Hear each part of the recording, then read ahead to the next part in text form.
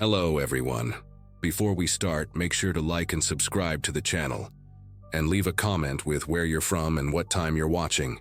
That way, YouTube will keep showing you stories just like this one. Now, let's begin.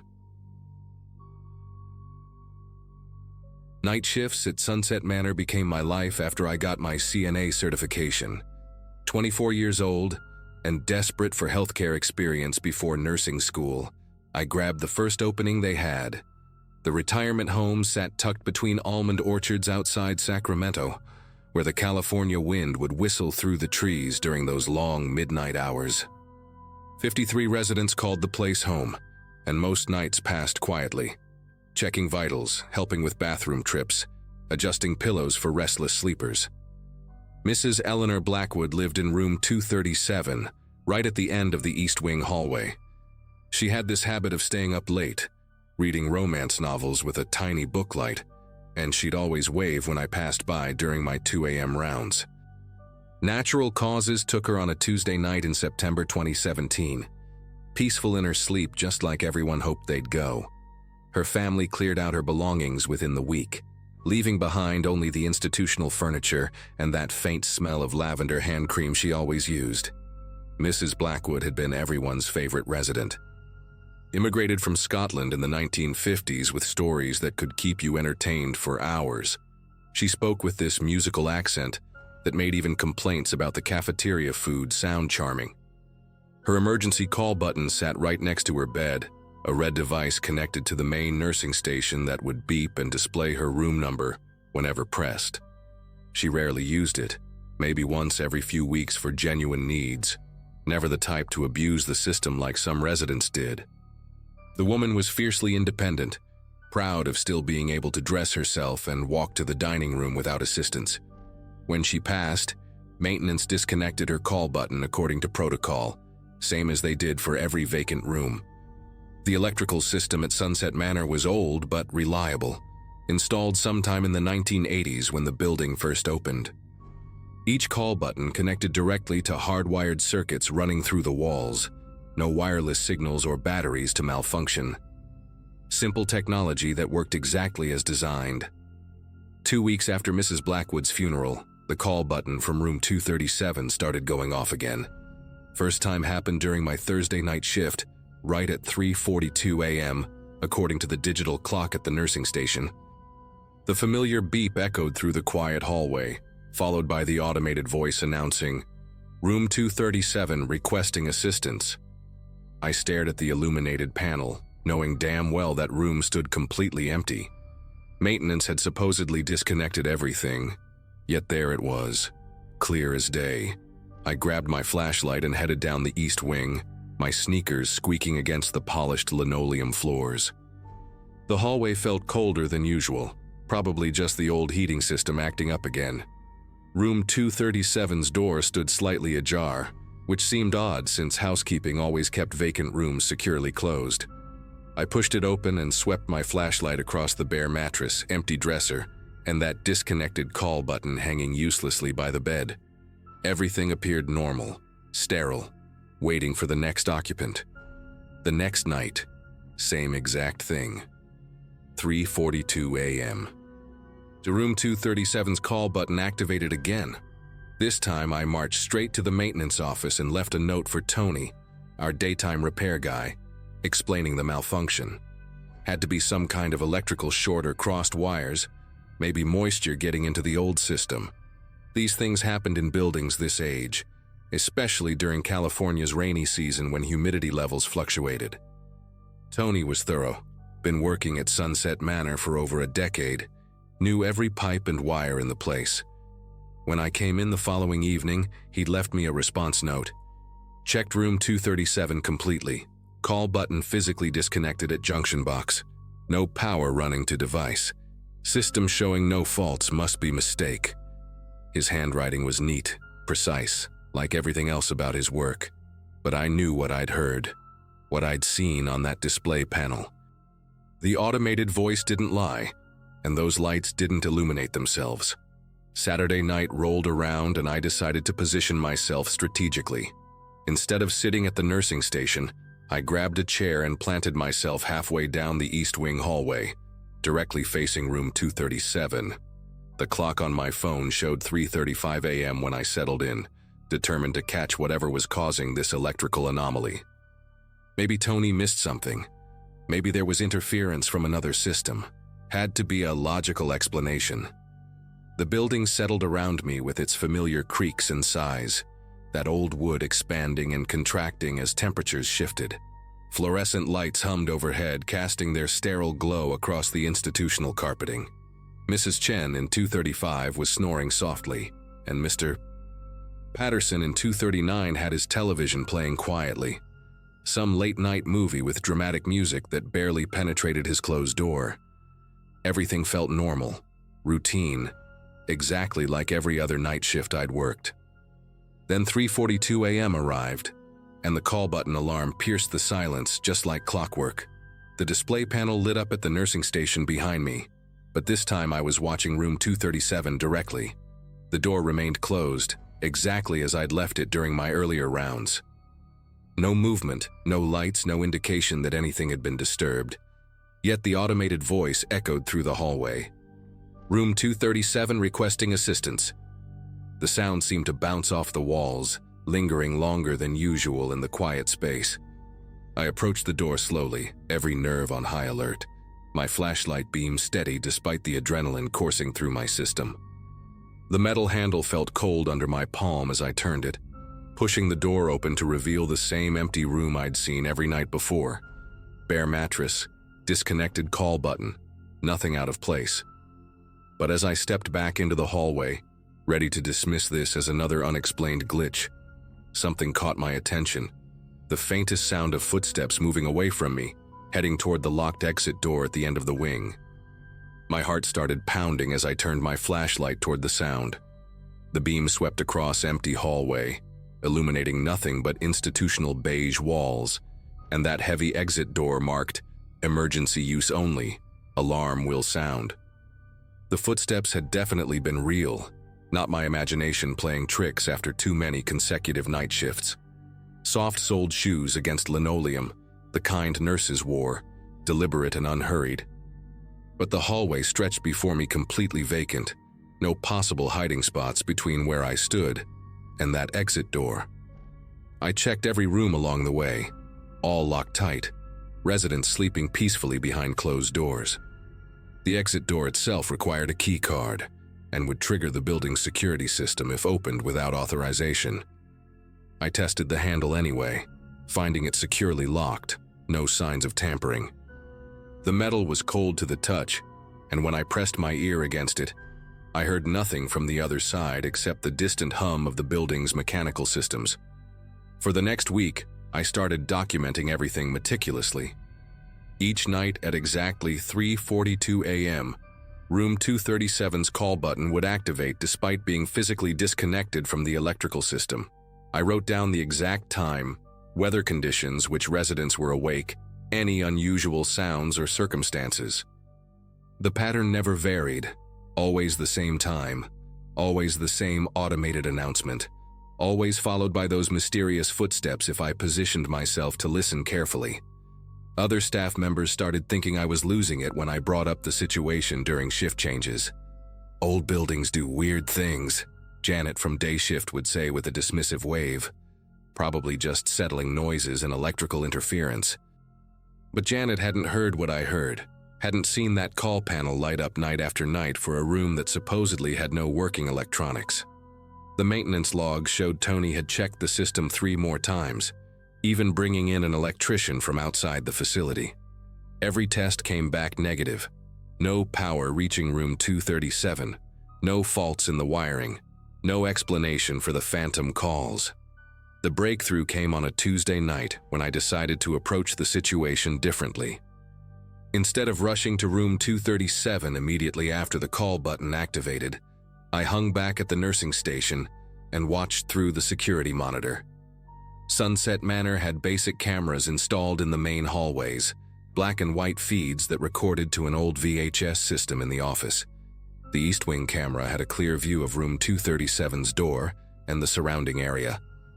At 3:40 a.m., I positioned myself in front of the monitor, finger ready to hit the record button on the VCR. The minutes crawled by with agonizing slowness, my eyes glued to that grainy screen showing the empty hallway.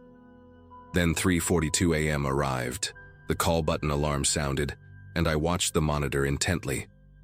For several seconds, nothing appeared different on the screen, just the same static view of institutional carpet and closed doors. But then as I squinted at the display, I caught movement. A shadow seemed to detach itself from room 237's doorway, moving with purpose toward the exit door at the end of the hall. The shadow moved like a person, but the camera couldn't pick up any clear details in the poor lighting.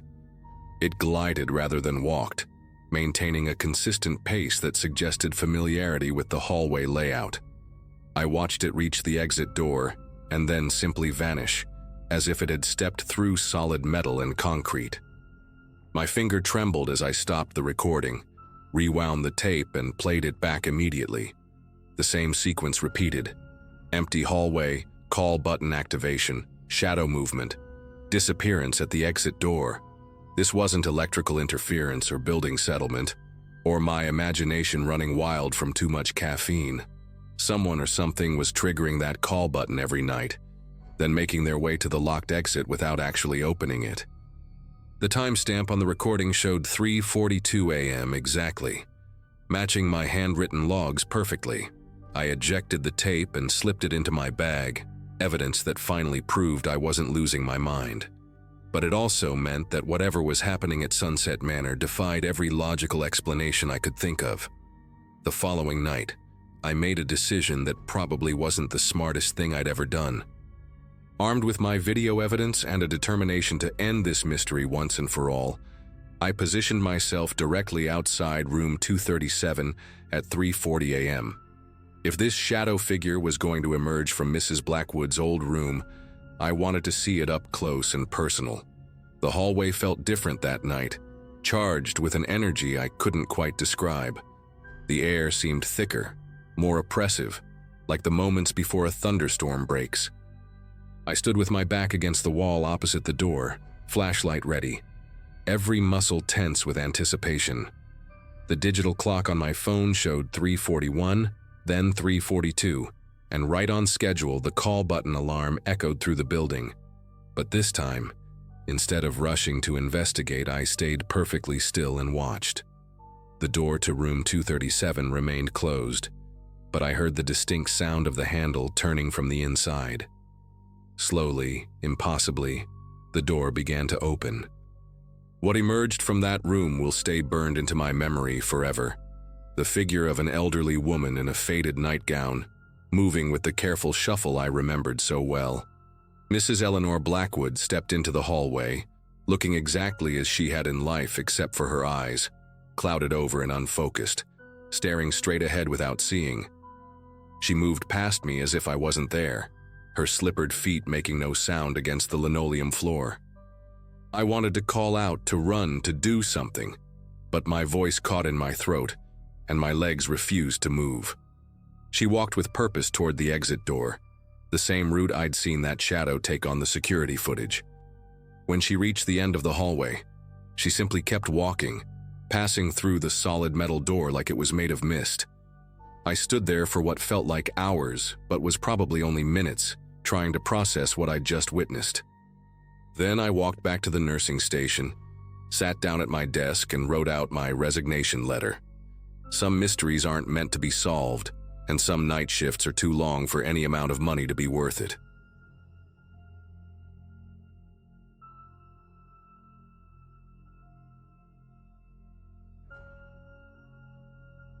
There was this stretch in 2019 when I worked the graveyard shift at a 24-hour diner just outside of Des Moines. I had just moved back to Iowa after a rough breakup in Chicago and needed something, anything, to keep the bills paid while I figured things out. The job was simple and mindless, which was kind of what I needed at the time. Most nights were dead quiet, just a couple of long-haul truckers and the same 3 old guys who came in for coffee and eggs like clockwork around 3 a.m. I didn't love it, but it felt safe in its own boring way. The diner sat right off the highway with flickering neon signs and a parking lot that always looked like it belonged in a crime scene photo. The kind of place with cracked vinyl booths and a jukebox that hadn't worked in years. My shift was midnight to 8 a.m., and I was usually alone until the morning cook came in around 6. That night started like any other. I was wiping down the counter, half watching some old infomercial on mute, when I noticed the occupied light on the customer restroom had been on for way too long.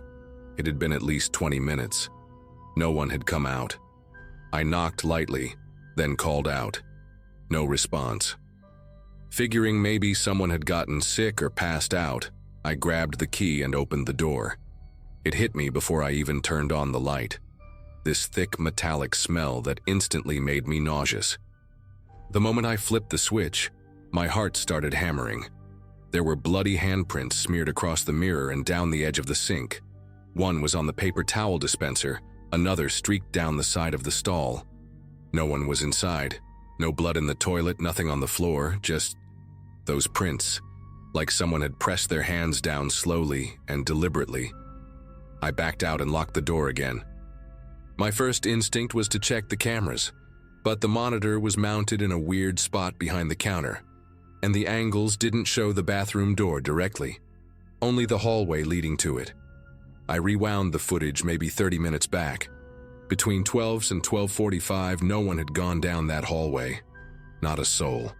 The last customer had left at 12:03, a guy in a red hoodie who got a slice of pie to go. After that, nothing.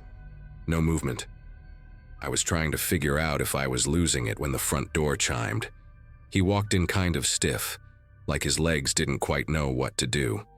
Mid-30s maybe, wearing a tan windbreaker zipped up all the way despite how warm it was inside. His eyes darted around the diner like he was expecting someone to jump out from under a booth. I asked if he wanted coffee, and he just stared at me for a second before shaking his head and saying, "Have you seen my friend? He said he was going to meet me here." I asked what his friend looked like. The guy blinked a few times, then scratched the side of his head like he'd just been asked a question he didn't understand. "Tall," he said. "Brown hair. He was right behind me." I glanced toward the cameras again, my stomach churning.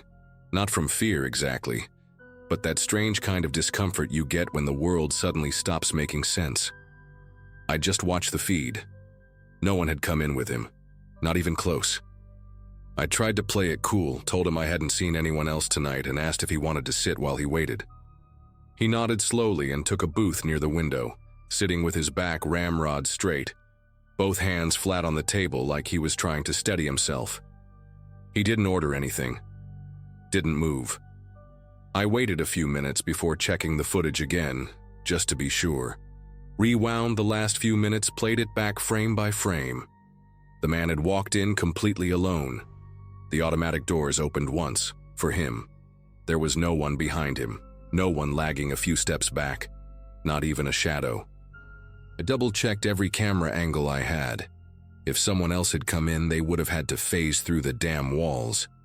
Still, he sat there like he was expecting someone to slide into the booth any second.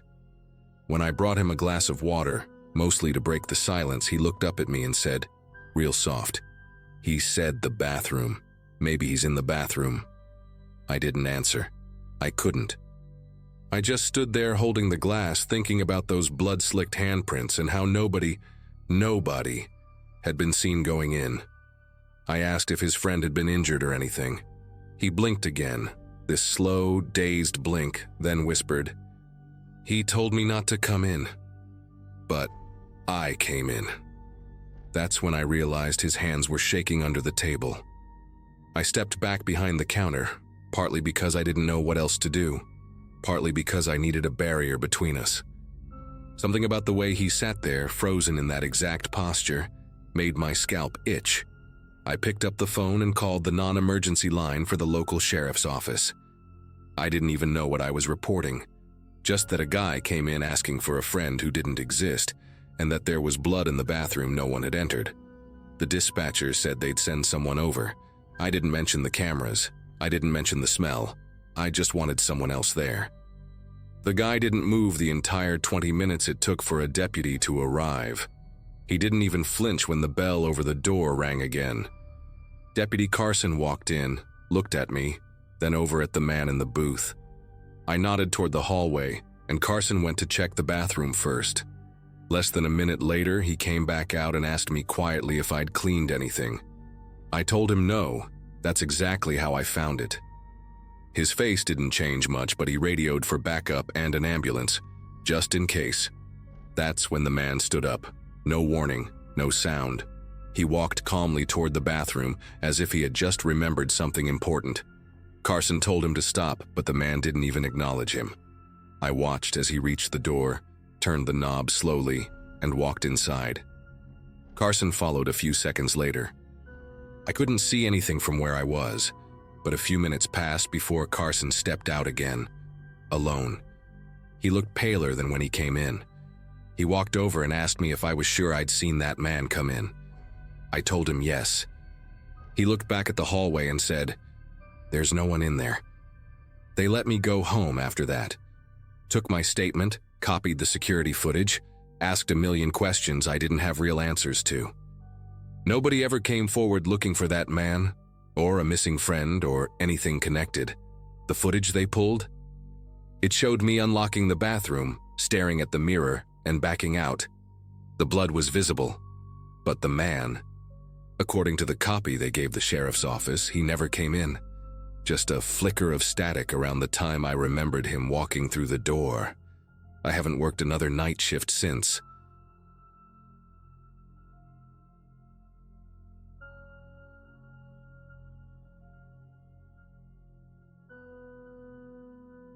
Eight months into my graveyard shift at the Metro Transit Authority, I thought I'd seen everything the underground had to offer.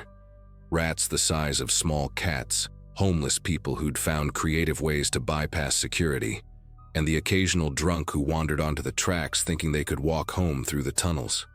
At 26, the job wasn't glamorous, but it paid my rent in Brooklyn and gave me time to think about finishing my engineering degree.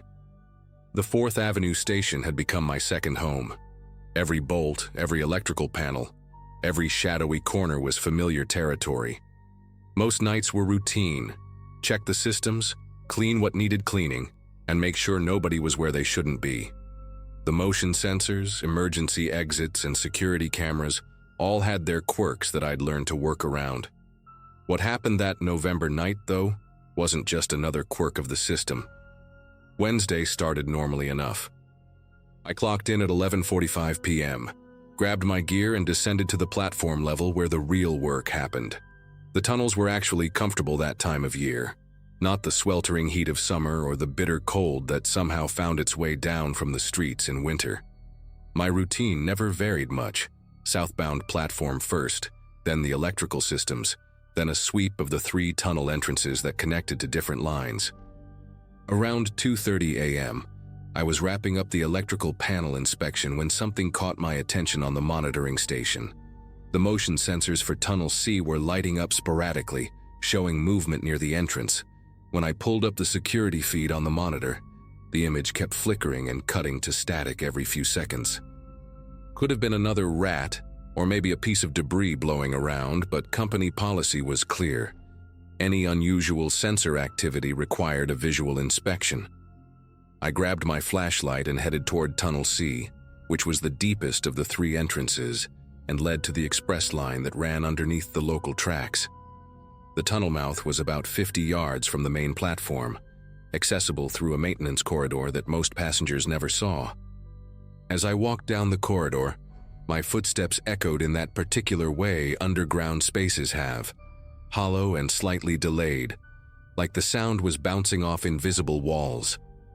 The air got noticeably cooler as I approached the tunnel entrance, and I could hear the distant rumble of a train passing through one of the other lines.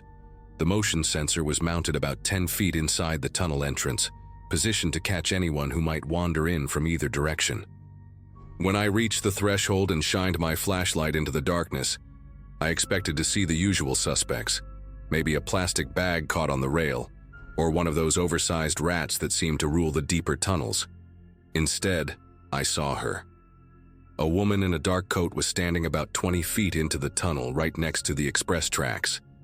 She wasn't moving, just standing there with her back to me, unnaturally still in a way that made my chest tighten. The express trains ran every 12 minutes even during the night shift, and she was close enough to the tracks that the wind from a passing train could easily knock her over. I called out to her immediately, "Hey, you can't be in there!" But she didn't respond or even turn around. Her dark hair hung straight down her back and her coat looked expensive, not like the typical clothing of someone who'd ended up in the tunnels by accident. The way she stood was wrong somehow, too perfect and motionless, like a mannequin someone had placed there as a sick joke. I needed to get her out of there fast, but protocol required me to radio it in first before approaching anyone in the tunnel system. I keyed my radio with trembling fingers and called dispatch. "Control, this is Maintenance Unit 7 at 4th Avenue. I've got a civilian in Tunnel C about 20 feet in, standing next to the express tracks. Need immediate assistance and possible train delays on the express line."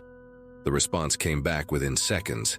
Dispatch confirmed they were contacting transit police and asked me to keep visual contact but not approach until backup arrived. I kept my flashlight trained on her while I waited, and that's when I noticed more disturbing details. Her coat wasn't just dark, it was perfectly black, so black it seemed to absorb my flashlight beam rather than reflect it. And she was wearing heels, actual dress heels, which made no sense for someone who'd somehow made it deep into a subway tunnel. The sound of the next express train was getting louder, that familiar rumble that started as a whisper and built to a roar. I had maybe 3 minutes before it would come screaming through this section. "Ma'am, there's a train coming. You need to move away from the tracks right now," I shouted, abandoning protocol and stepping into the tunnel entrance. The rumble was getting stronger, and I could see the faint glow of the train's headlight beginning to appear around the far curve. She still hadn't moved, hadn't even shifted her weight or turned her head. It was like she was rooted to that spot, completely oblivious to the danger bearing down on her. I started moving toward her, my work boots echoing loudly on the concrete and metal, but as I got closer, something in my gut told me to stop. The air around her seemed different, colder and somehow thicker, like walking into a freezer. When I was about 10 feet away, I could see that her coat wasn't just touching the ground, it was pooling around her feet in a way that defied gravity. The train's headlight was now clearly visible and the sound was becoming deafening. That's when she turned around. I wish I could forget what I saw, but her face is burned into my memory forever. It wasn't a face at all. It was smooth, featureless skin where eyes, nose, and mouth should have been. Just blank, pale flesh stretched over bone, with dark hair framing nothing. No expression because there was nothing to express with. I stumbled backward, my flashlight beam shaking wildly, and in that moment of pure terror, I understood that whatever this thing was, it wasn't human.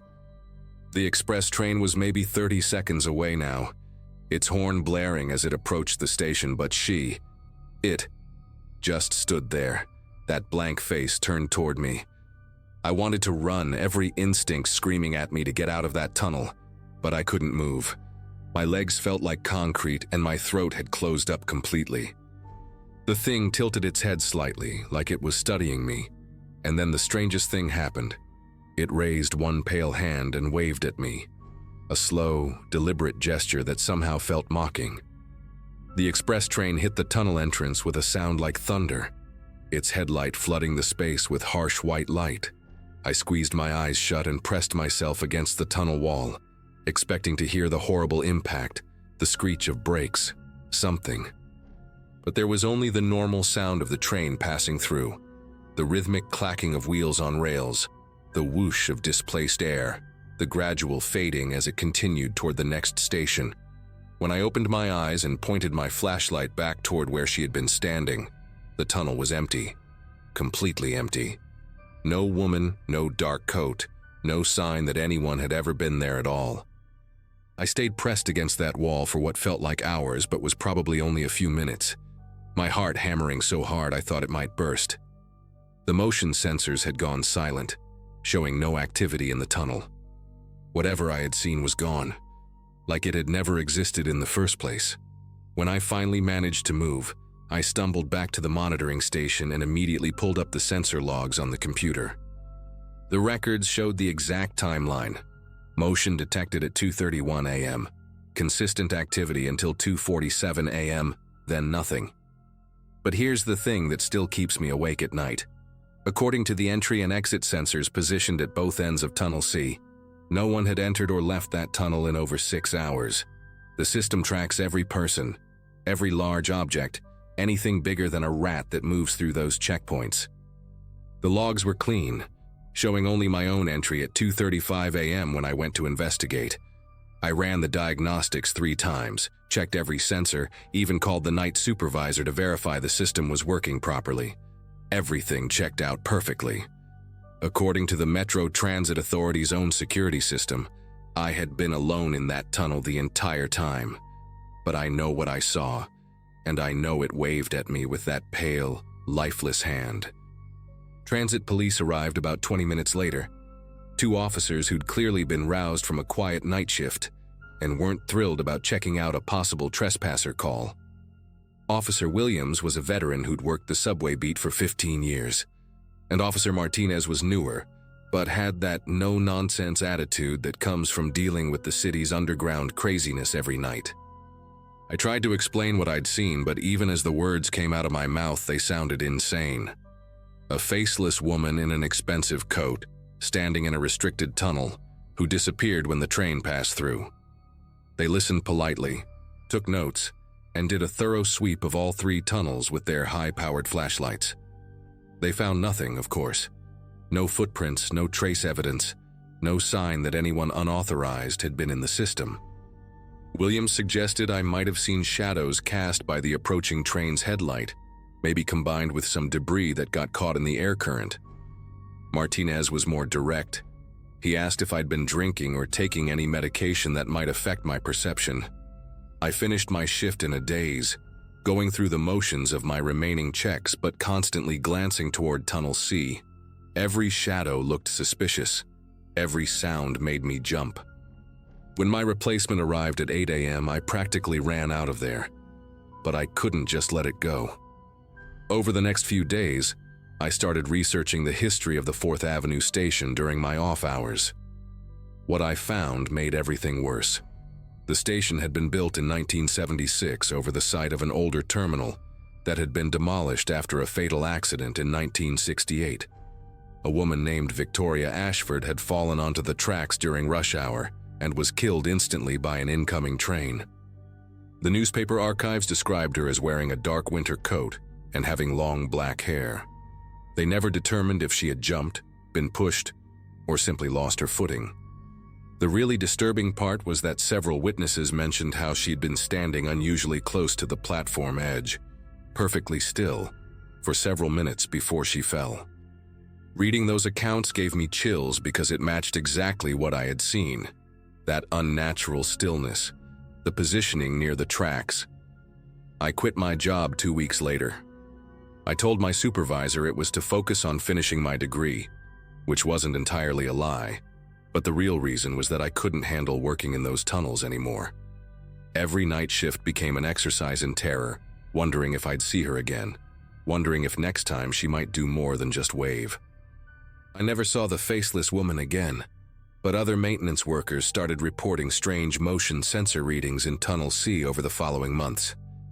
The equipment was replaced twice, but the intermittent signals continued. Management eventually just learned to ignore them, chalking it up to some kind of electromagnetic interference from the older infrastructure. I know better, though. Victoria Ashford is still down there, still standing by those tracks, still waiting for something or someone. I sometimes wonder if the faceless thing I saw was her way of showing me what death had taken from her. Not just her life, but her very identity, her ability to be recognized as human. I never went back to check, and I never will.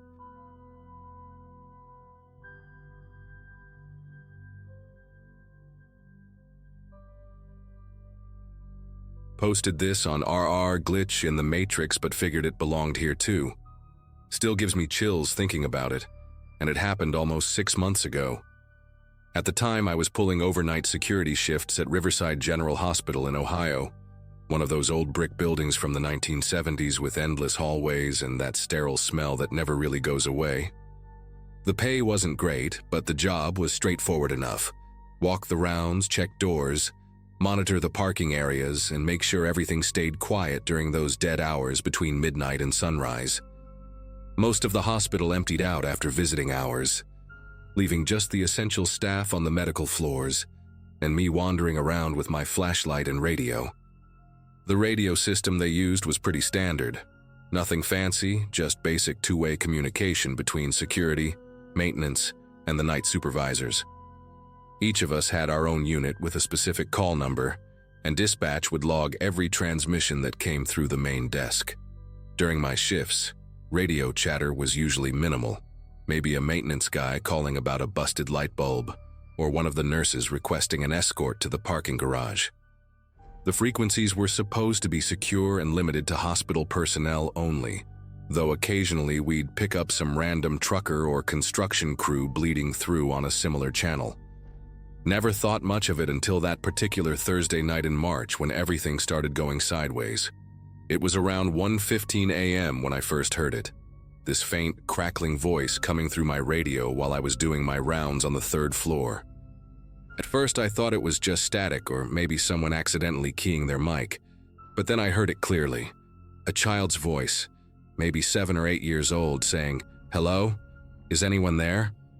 The voice was so quiet and tinny through the speaker that I almost dismissed it as interference from some kid playing with a toy walkie-talkie nearby. But we were in the middle of a hospital at night, and the pediatric wing had been closed for renovations for the past month. There weren't supposed to be any children in the building at all, let alone awake and playing with radios at past 1 in the morning. I stopped walking and held the radio closer to my ear, waiting to see if I'd hear it again. The hallway around me was completely silent except for the distant hum of the HVAC system and that occasional beeping from the medical equipment in the rooms. Then, about 30 seconds later, the voice came back. "I can't find my mom. Can you help me find my mom?" The transmission was clearer this time, and I could tell it was definitely a young boy speaking. His voice had that particular quality that kids get when they're scared or confused, shaky but trying to be brave. I keyed my radio and responded, asking who was speaking and what their location was, but got nothing back except static. The whole thing lasted maybe 2 minutes before the frequency went quiet again. I immediately called dispatch to report what I'd heard, thinking maybe there was a lost child somewhere in the building that security hadn't been notified about. The night supervisor, Linda, checked all the patient logs and confirmed what I already suspected. No pediatric admissions, no children visiting after hours, and definitely no kids who should have access to hospital radio equipment. She suggested it might be interference from outside the building, maybe some neighborhood kid with a scanner, or cheap walkie-talkie picking up our frequency. That explanation made sense, and I probably would have forgotten about the whole thing if it hadn't happened again the next night at almost exactly the same time. This time, the boy's voice was asking about his teddy bear, wondering if anyone had seen a brown bear with a red ribbon around its neck. The third night was when things really started getting under my skin. Same time frame, right around 1:20 a.m., but this time the transmission lasted longer. The kid was talking about being cold and wanting to go home, and there was something in his voice that made my chest feel tight. He sounded genuinely distressed, not like a child playing pretend or messing around with radio equipment. I started walking faster through my rounds, checking every room, every closet, every possible hiding spot where a kid might be. The hospital felt different that night, bigger somehow, with shadows that seemed deeper than usual. Every creak of the building settling, every distant sound from the medical floors made me pause and listen. When I got back to the security office, I decided to check the radio logs myself instead of just reporting it to dispatch. The radio log system was pretty basic, just a computer terminal that recorded every transmission with a timestamp, duration, and the call number of the unit that sent it. I pulled up the data from the past 3 nights and scrolled through looking for anything around the 1 to 2 a.m. time frame. What I found made absolutely no sense. The transmissions were being logged as coming from Unit 47 Delta, which, according to our equipment roster, was a radio that had been reported stolen from a maintenance closet 2 years ago. I double-checked the records 3 times to make sure I was reading it right. Unit 47 Delta had been written off as a loss in January 2021, and there was even a police report number associated with the theft. Yet here it was, showing up in our logs, transmitting clear audio from what sounded like a terrified child. I spent the rest of that shift digging through old incident reports and maintenance logs, trying to figure out if there was any logical explanation for what was happening. The original theft report mentioned that the radio had gone missing during a busy period when contractors were working on the heating system. Security footage from that time had already been deleted per the hospital's retention policy, so there was no way to see exactly how or when it disappeared. The more I read, the more unsettled I became. Unit 47 Delta had been assigned to the pediatric wing before it was stolen, the same wing that was now closed for renovations. I kept thinking about that boy's voice, how real and frightened he sounded, and wondering how a stolen radio could still be transmitting on our secure frequency after 2 years of being missing. The 4th night, I was ready for it. I positioned myself near the old pediatric wing around 1 a.m. Radio turned up to full volume, waiting to see if I could pinpoint where the signal might be coming from. The renovated area was completely dark and sealed off with plastic sheeting and construction barriers, but I had master keys to get inside if needed. At 1:18 a.m., the voice came through again, clearer than ever. "My name is Tommy. I'm 6 years old and I can't find the way out." My heart started pounding as I realized this was the first time the kid had given his name. I tried responding immediately, asking Tommy where he was and telling him I was coming to help. But just like before, he didn't seem to hear me. The transmission continued for almost 5 minutes this time, with Tommy describing a room with broken toys and peeling wallpaper, saying he was scared of the dark and wanted his parents. Something about his description nagged at me, so I decided to check the closed pediatric wing myself. I pulled back the plastic sheeting and stepped into what used to be the children's play area. The renovations had stripped most of the walls down to the studs, leaving exposed pipes and electrical work. But in one corner I found something that made my skin crawl. There was an old toy box that hadn't been removed yet, filled with stuffed animals and broken games that matched exactly what Tommy had been describing. The wallpaper he mentioned was still partially visible on one wall, faded cartoon characters that were peeling away in long strips. I stood there with my flashlight, looking at this abandoned playroom, when Tommy's voice came through the radio again. "The security man is here, I can see his light." I spun around, sweeping my flashlight across the empty room, but there was nobody there. That's when I really started to panic. Tommy could somehow see me, but I couldn't see him.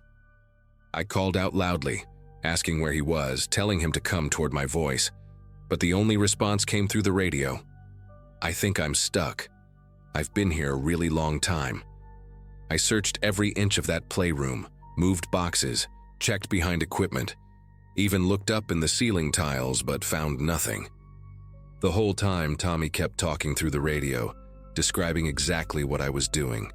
When I moved the toy box, when I checked behind the old hospital bed, when I stood in the doorway looking confused.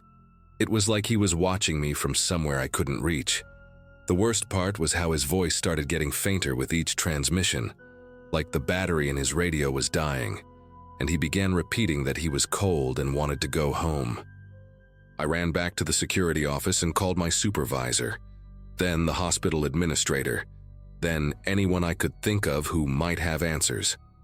By the time the day shift arrived, I had a dozen people crowded around the radio logs, all staring at the impossible evidence that Unit 47 Delta was actively transmitting. That morning, the hospital brought in a tech specialist who traced the signal and found something incredible. The missing radio was buried in the foundation of the new parking garage that had been built 2 years ago, right where the old pediatric wing's east wall used to be. When they excavated it, they found Unit 47 Delta still functional, somehow powered by a damaged electrical line, along with some personal items that belonged to a child named Tommy Mitchell, who had been a patient in 2021. The transmissions stopped completely after they recovered the radio, and I never heard Tommy's voice again. Nobody could explain how the whole thing worked, but I transferred to day shift the next week because those night rounds just weren't the same anymore.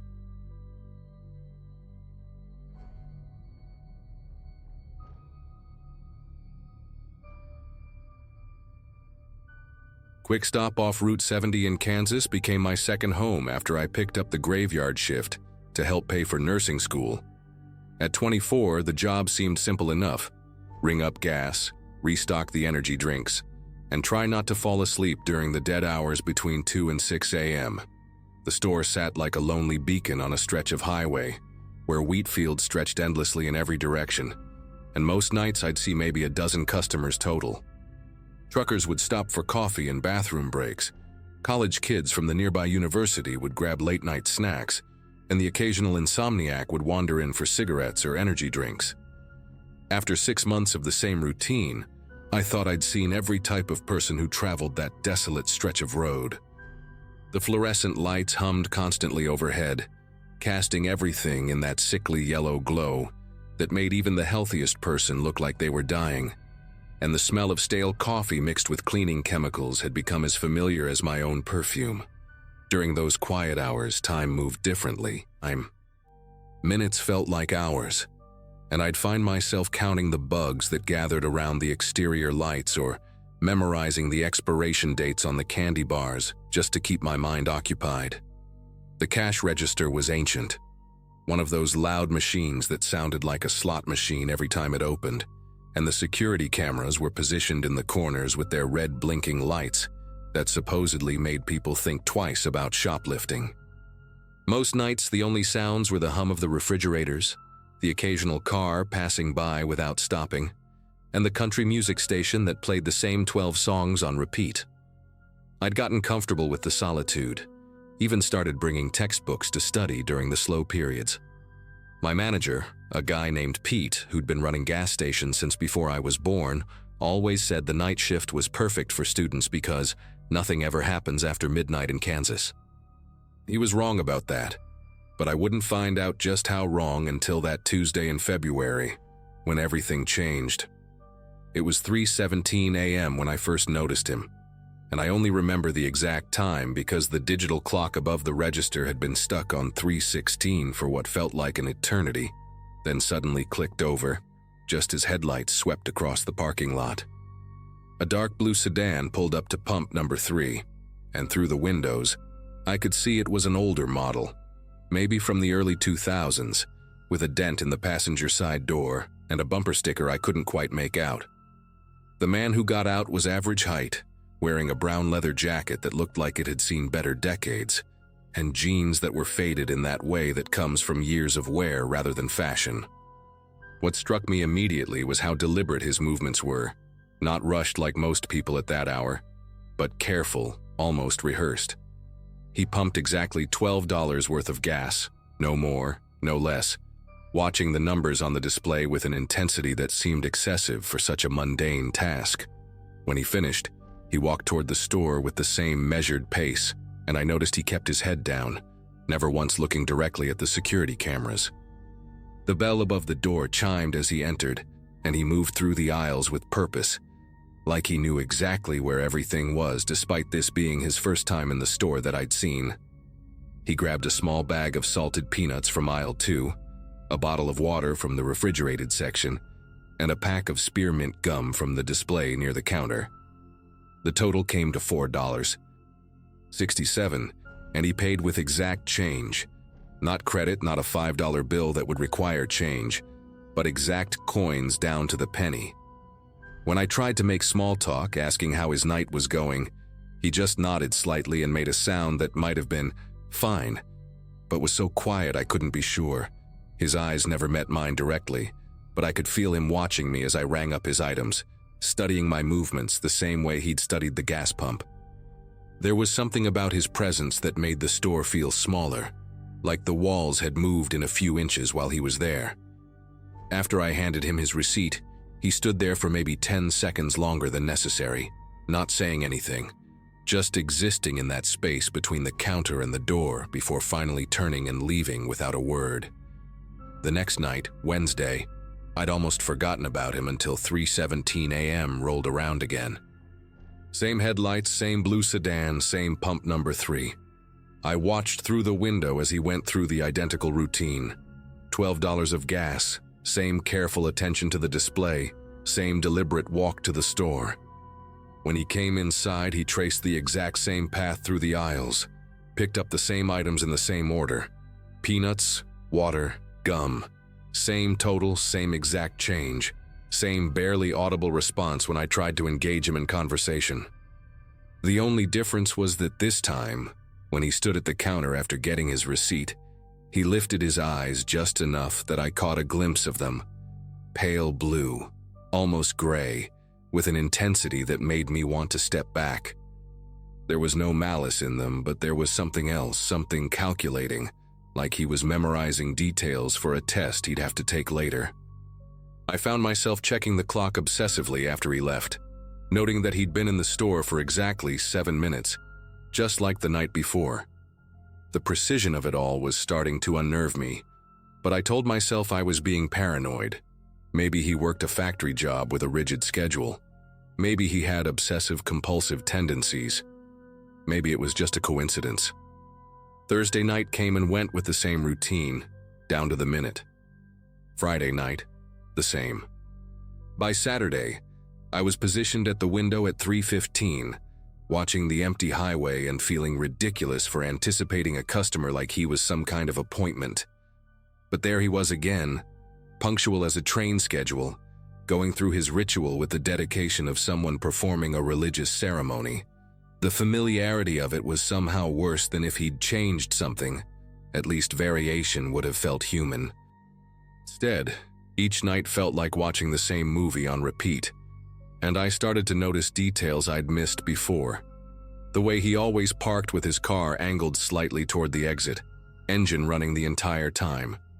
How he never bought anything that required refrigeration or had a short shelf life. The fact that his leather jacket never seemed to get dirty despite how worn it looked. Most unsettling was how he seemed to know exactly where I'd be standing behind the counter, positioning himself so that he could see me without appearing to look directly at me. By Sunday night, the routine had become so predictable that I started timing him, and sure enough, 7 minutes from door to door, never varying by more than a few seconds. Monday morning, when Pete arrived to open the day shift, I was waiting for him in the parking lot. I'd been wrestling with whether to say anything all weekend, second-guessing myself and wondering if I was overreacting to what might just be an eccentric customer with particular habits. But the consistency of it all had gotten under my skin in a way I couldn't shake. Pete was a straightforward guy in his 50s who'd seen everything in 20 years of gas station management, and if anyone would know whether this was normal behavior, it would be him. I described the man, the timing, the identical purchases, and Pete listened with the kind of attention he usually reserved for reports about missing inventory or broken equipment. When I finished, he was quiet for a long moment, chewing on the toothpick he always had between his teeth. Then he told me about the security system, how it recorded everything but only kept footage for 2 weeks before recording over itself. He pulled up the recordings from the past week on his office computer, and we watched together as the same scene played out night after night. The blue sedan, the man in the leather jacket, the precise routine. Seeing it on screen somehow made it more real and more disturbing, like we were watching surveillance footage of a crime that hadn't happened yet. Pete agreed that the behavior was unusual enough to warrant attention, and he promised to mention it to the day shift staff to see if anyone recognized the man or the car. He also gave me his personal cell phone number and told me to call immediately if anything escalated beyond the routine visits. That night, Tuesday, I felt better knowing that someone else was aware of the situation and that I had backup if needed. I positioned myself at the counter with Pete's number already pulled up on my phone, ready to hit call if necessary. 3:15 came and went with no sign of the blue sedan. 3:17 passed, then 3:20, then 3:30. For the first time in a week, The highway remained empty during what had become his time, and instead of relief, I felt a strange kind of anxiety, like waiting for a shoe to drop that never came. The absence was almost worse than the presence had been, because now I didn't know what to expect. Had my conversation with Pete somehow scared him away? Had he noticed me watching him more carefully? Or was this just the natural end to whatever compulsion had been driving him to make these nightly visits? I spent the rest of my shift glancing at the clock and checking the windows, but he never showed up. Wednesday night started the same way. Empty highway, quiet store, and me trying to convince myself that whatever had been happening was over. Around 2:45 a.m., I was restocking the cigarette display behind the counter when I heard a car pull into the lot. My heart rate spiked immediately, and I turned toward the windows expecting to see the familiar blue sedan. Instead, a red pickup truck was parked at pump number 2, and a woman in scrubs was filling up her tank, probably a nurse heading home from a late shift like I'd be doing in a few hours. She came in, bought coffee and a breakfast sandwich for later, chatted briefly about how dead the hospital had been that night, and left. Normal customer, normal interaction, exactly the kind of encounter that used to make up my entire shift. But as I watched her taillights disappear down the highway, I realized I was still on edge, still expecting the blue sedan to materialize at any moment. The clock seemed to move slower as it approached 3:17, and when that time came and went with no sign of him, I should have felt relieved. Instead, I felt like I was being watched, not from inside the store, but from somewhere outside, beyond the reach of the exterior lights where the darkness was complete and impenetrable. At 3:25 a.m., a car pulled into the lot and parked in the exact same spot where the blue sedan always parked, pump number 3, angled toward the exit. But this was a different car, a gray compact that looked newer than the sedan, and the person inside didn't get out to pump gas. They just sat there, engine running, headlights off. From where I stood behind the counter, I could see the silhouette of someone in the driver's seat, but the darkness and the angle made it impossible to make out any details. What I could see clearly was that they were wearing the same brown leather jacket, not similar, but identical, down to the worn patches on the sleeves and the way it hung on their shoulders. The car sat there for exactly 7 minutes, the same amount of time the man usually spent inside the store.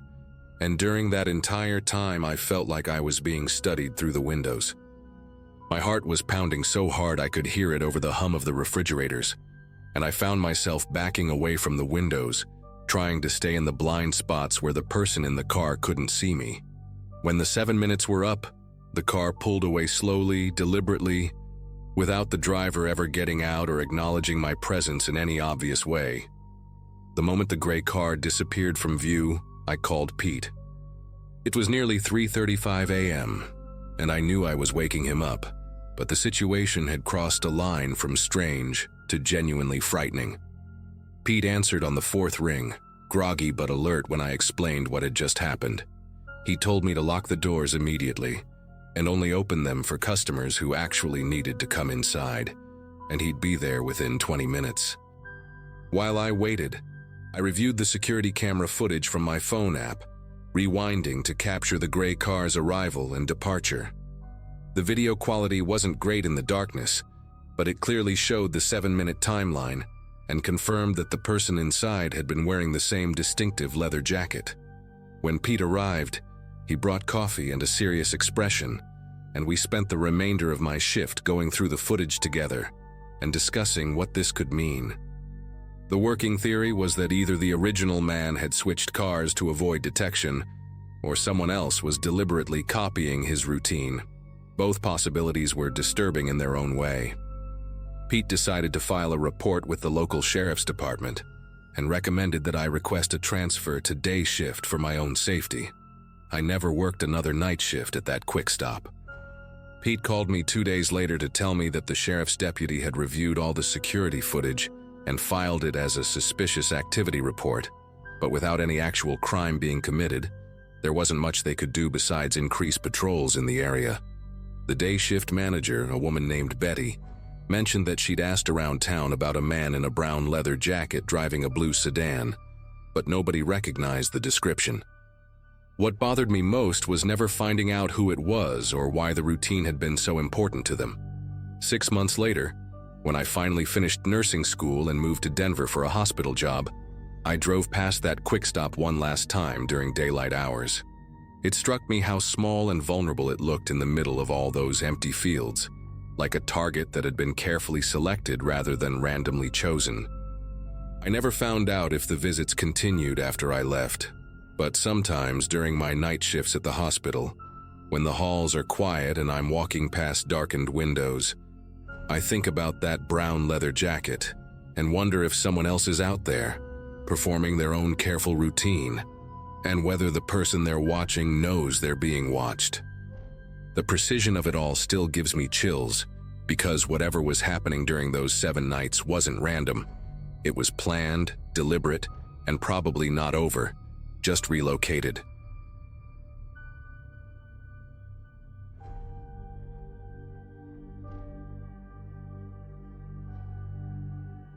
You'd be surprised how quiet a funeral home can get after nightfall. Not peaceful quiet, more like the kind that builds pressure in your ears, like the building itself is holding its breath. Back then, I was working part-time at Weaver & Sons, the only funeral home in a small Kentucky town called Halverton. I was 26, still figuring things out, and the job had kind of fallen into my lap through a friend of my uncle's. Most nights were uneventful. Tidy up, log the visitor book, check the chapel lights, and make sure nobody left a program or tissue box behind. It wasn't glamorous work, but it paid enough to keep the lights on in my apartment above the bakery downtown. That night had been a service for a local man named Harold Finch, someone I barely knew except that he used to own the hardware store and had a fondness for model trains. The turnout had been decent. Lots of old-timers, a few grandkids, the usual hushed condolences and Kleenex exchanges. Everything wrapped up around 8:30 p.m., and by 9:15 I was doing my rounds, making sure the front doors were locked and the last of the coffee urns were scrubbed out. The viewing room, what we called the main chapel, was dimly lit, with just the aisle sconces and one overhead fixture above the casket still on. It's protocol to leave some light in there overnight. Creepy, but standard. I was halfway through loading the dishwasher in the staff kitchenette when I heard it. 3 knocks, sharp and spaced evenly, like someone rapping knuckles against a heavy wooden door. I paused, thinking maybe it was just the sound of the building settling. But it came again, same rhythm, same pressure behind it. It wasn't coming from the front entrance or the office. It was coming from the chapel, where Mr. Finch's body still lay. I hesitated for a second, hand still on a mug, and then walked over to the small desk in the hallway where the security monitor sat. We only had 3 cameras, front door, back hallway, and a wide angle fixed on the chapel from the far end. The chapel feed was on a slight delay, but clear enough. I watched it as I stood there, arms folded, trying to rationalize what I'd heard. The viewing room was empty. Rows of chairs, Mr. Finch's casket at the front, and the faint glow from the lights. I let it play for another 10 seconds and then, clear as day, a figure moved into frame. Tall, broad-shouldered, wearing what looked like a dark coat. They didn't walk in. They walked out, straight through the middle aisle, past the rows of empty chairs, and out of view toward the side door that should have been locked since before sunset. But what made my jaw tighten wasn't just the fact that no one else had come in. It was that the side door never opened. Not once. I stood there for a solid minute, just staring at the screen like it would give me an explanation if I waited long enough. The playback didn't glitch.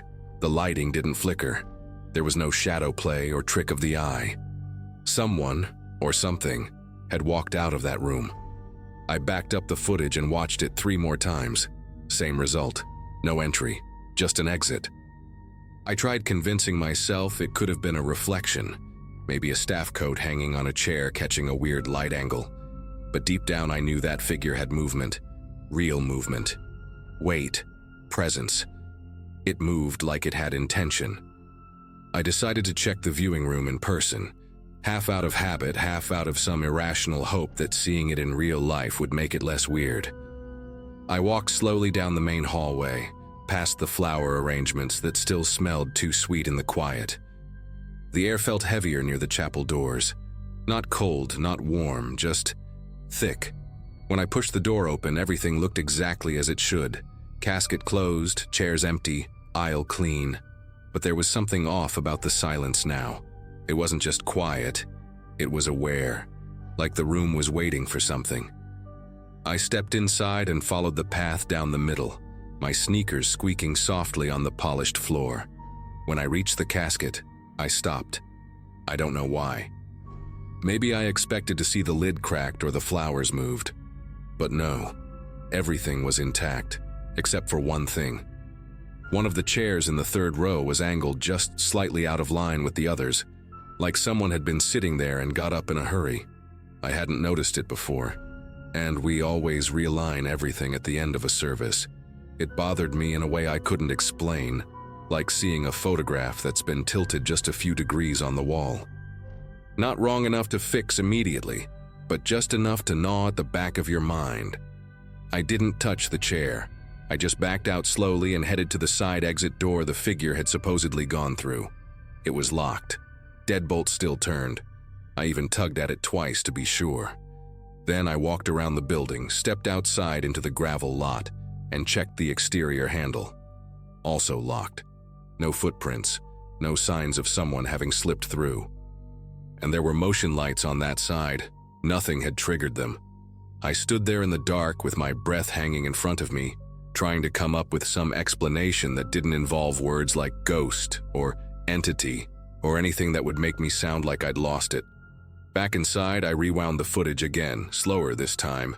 The figure wasn't blurry, but the details stayed just out of reach, like it was being filmed through a pane of dirty glass. No face, no features I could make out. Just height, shape, movement.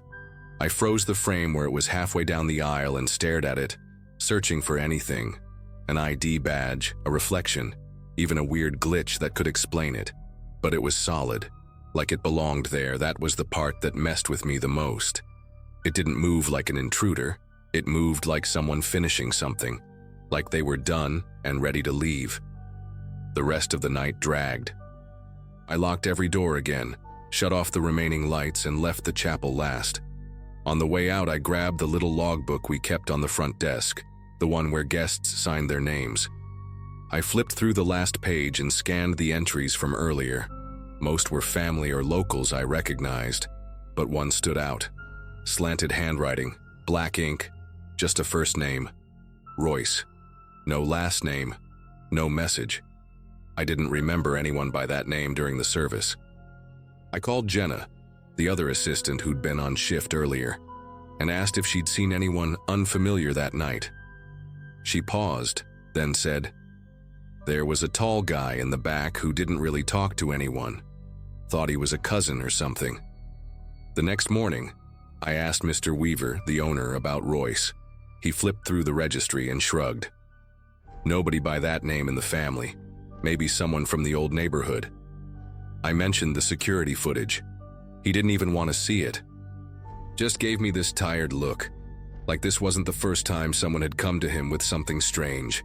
"This place has been here since 1954, he said. "Things linger. Don't let it follow you home." That last line sat with me for weeks. I started keeping a small cross in my glove box, left the hallway lights on in my apartment more than I used to. Eventually, I stopped working nights altogether. Switched to day shifts, then left the job 6 months later when something else opened up at the county clerk's office. Never told anyone else about it, not because I was afraid they'd call me crazy, but because part of me felt like I wasn't supposed to. Like saying too much would pull whatever that thing was back into my life. I don't know who Royce was, or what he was doing in that room alone after everyone had gone. But every time I passed by the old funeral home, I glanced toward the side door, half expecting to see someone tall and still, waiting just inside the glass.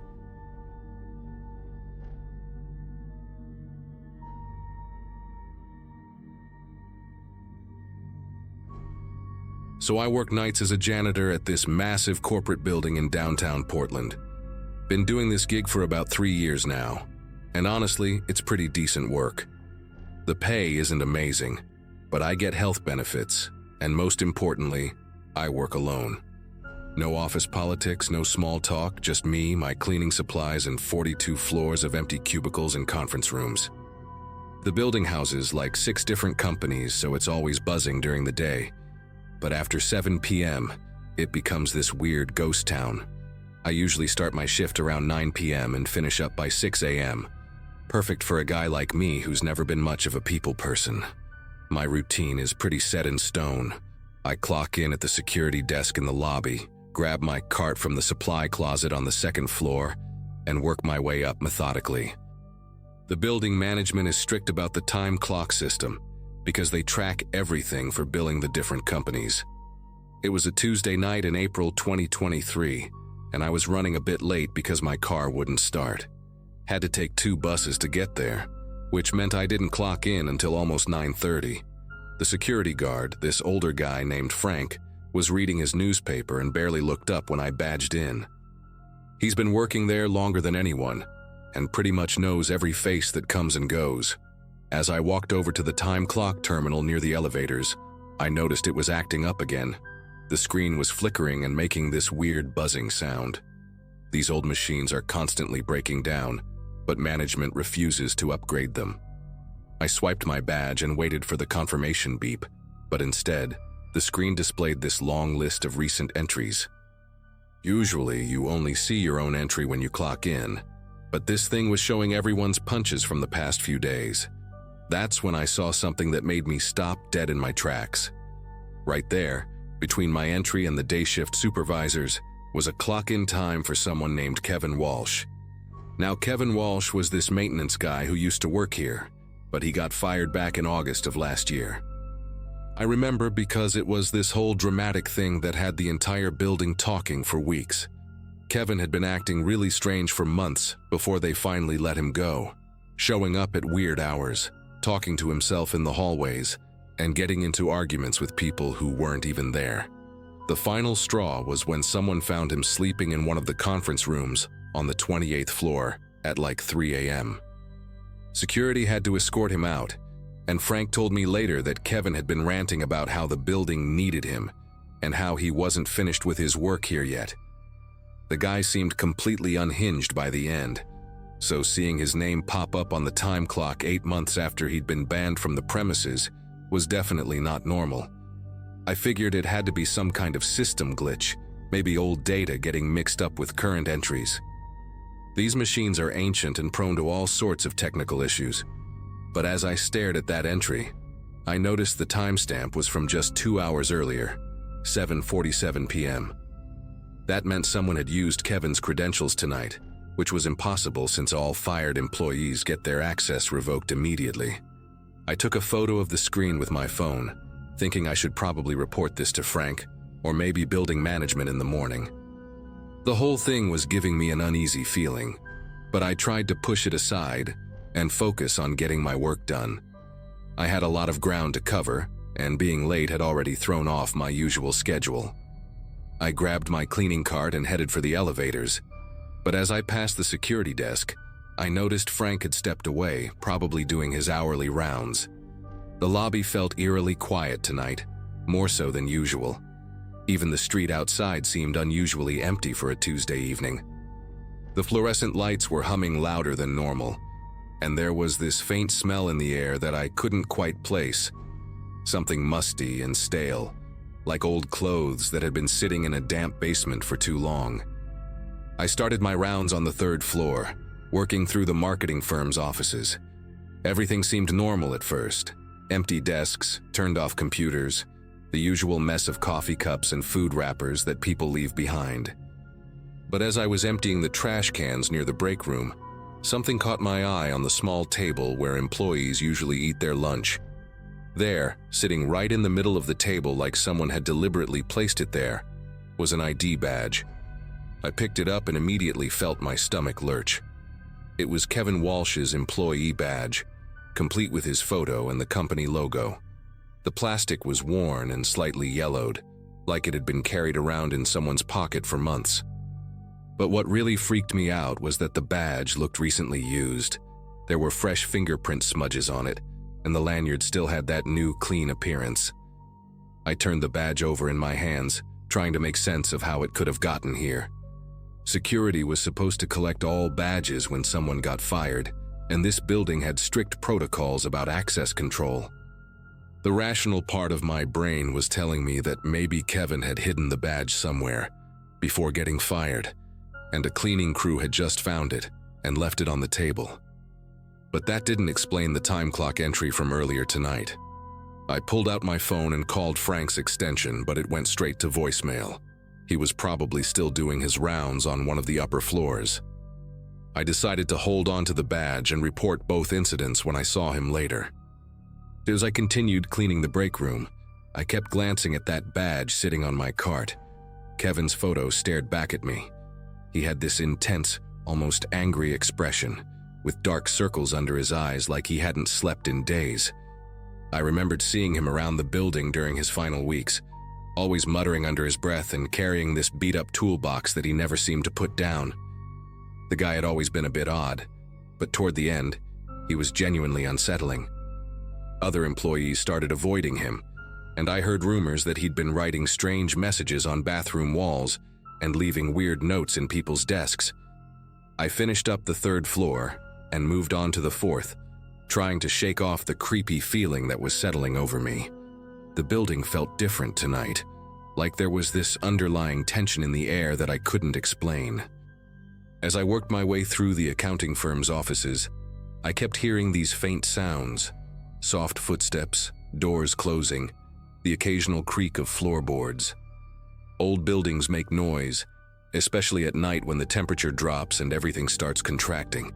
But these sounds seemed too deliberate, too rhythmic. I found myself pausing every few minutes to listen, but whenever I stopped moving, the sounds would stop too. It was like someone was matching my pace, staying just far enough away to avoid being seen. By the time I reached the 7th floor, I was genuinely on edge. This floor housed a small law firm that only occupied half the space, leaving the eastern wing completely empty and supposedly locked off. But as I passed the security door that separated the two areas, I noticed something that made my pulse quicken. The door was slightly ajar, maybe an inch or two, and there was a faint light coming from somewhere beyond it. I approached the door carefully and peered through the gap.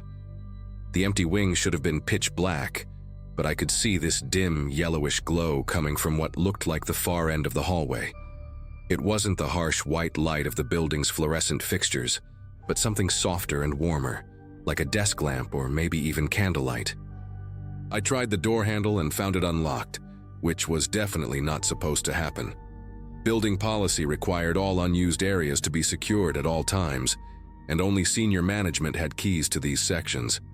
I pulled out my phone to call Frank again, but realized I was getting no signal up here. Cell reception in this building was always spotty, especially on the higher floors where all the steel and concrete interfered with the towers. I stood there for a long moment trying to decide what to do. Part of me wanted to just close the door and pretend I never saw anything, but I knew I'd have to report it eventually. If someone was squatting in the building or if there was some kind of security breach, it was my responsibility to investigate. I pushed the door open wider and stepped into the darkened hallway, immediately noticing that musty smell again, but stronger now. The hallway stretched out in front of me, lined with empty offices that hadn't been used in over a year. Most of the doors were closed, but a few stood open, revealing dark spaces filled with nothing but dust and old carpet stains.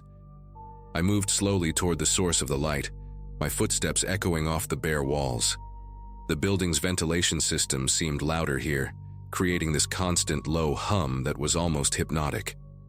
As I got closer to the end of the hall, I could see that the light was coming from a corner office, the one with the big windows that overlooked the street. I stopped just outside the doorway and listened. There was definitely someone in there. I could hear the faint sound of papers rustling, and what sounded like someone mumbling or talking quietly to themselves. My heart was pounding so hard I was sure whoever was inside could hear it. I took a deep breath and stepped into the doorway, and what I saw made me want to turn around and run. The office had been turned into some kind of makeshift living space. There was a sleeping bag spread out on the floor, surrounded by empty food containers, water bottles, and stacks of papers covered in handwritten notes. But what really disturbed me was the person sitting at the old desk in the corner, hunched over what looked like building blueprints or floor plans. Even though I could only see his back, I recognized the greasy hair and the worn flannel shirt immediately. It was Kevin Walsh, and he was very much alive and apparently living in this abandoned office. He hadn't noticed me yet. He was too focused on whatever he was writing, muttering under his breath in a way that reminded me of those final weeks before he got fired. The desk was covered with dozens of sheets of paper, all filled with his cramped handwriting, and there were photos taped to the wall above the desk. I couldn't make out what they were from my position, but they looked like surveillance photos of people entering and leaving the building. There was also that beat-up toolbox I remembered, sitting open on the floor beside him, filled with what looked like electronic equipment and wires. The whole scene was surreal. Here was this guy who'd been banned from the building 8 months ago, living like some kind of hermit in an empty office, apparently conducting his own investigation or surveillance operation. I realized I needed to get out of there immediately and call the police, but as I started to back away, one of the floorboards creaked under my weight. Kevin's head snapped up instantly, and he spun around in the chair to face me. The look in his eyes was wild and unfocused, like someone who hadn't slept properly in weeks.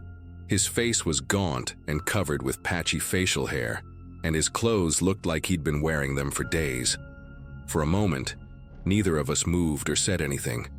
Then he smiled, this unsettling grin that didn't reach his eyes, and said, "Oh good, you found me. I was wondering when someone would finally notice." His voice was hoarse and raspy, completely different from how I remembered it. He gestured toward the papers on his desk and continued, "I've been documenting everything, you know. All the irregularities, all the security gaps, all the ways this building is vulnerable. They thought they could just get rid of me, but I know this place better than anyone."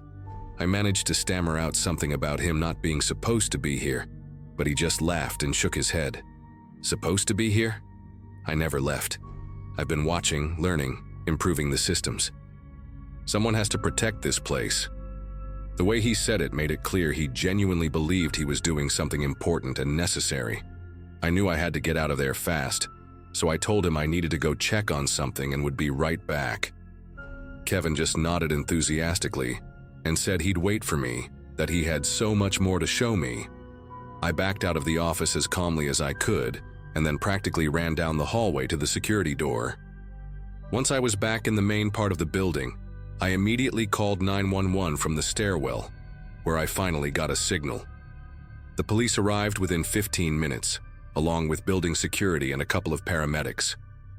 When they went up to the 7th floor, they found Kevin exactly where I'd left him, still sitting at that desk, completely cooperative and almost relieved to see them. Turns out he'd been living in various empty offices throughout the building for months, moving around to avoid detection, and somehow bypassing the security systems using knowledge he'd gained from his time as a maintenance worker. The police said he was clearly having some kind of mental health crisis and needed professional help rather than jail time. They found journals full of paranoid writings about the building being under threat and his belief that he was the only one who could protect it. After that night, building management completely overhauled their security protocols, and I never saw Kevin again. But sometimes when I'm working alone on those upper floors, I still think about how he'd been up there all those months, watching and waiting, convinced he was the building's guardian angel.